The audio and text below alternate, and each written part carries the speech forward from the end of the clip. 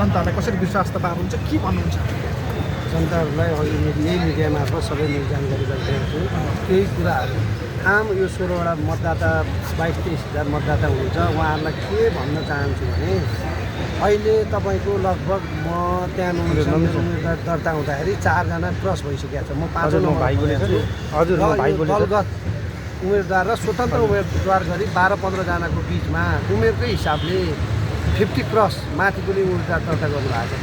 सबैले यो 16वटा मतदाता सबैको भाइ, सबै उम्मेदवारको नि भाइ त भनेर सम्बोधन गर्नु सक्ने उम्मेदवार म छु। मलाई नै मतदान गरेर विजय गराइदिनु होला भनेर हार्दिक अनुरोध गर्छु। साथै जुन यो अहिले जो उठ्नु भएको छ नि स्वतन्त्र उम्मेदवार, उहाँहरूले पनि मलाई साथ र सहयोग दिनुहुन्छ भन्ने अपेक्षासहित आशा लिएको छु। धन्यवाद।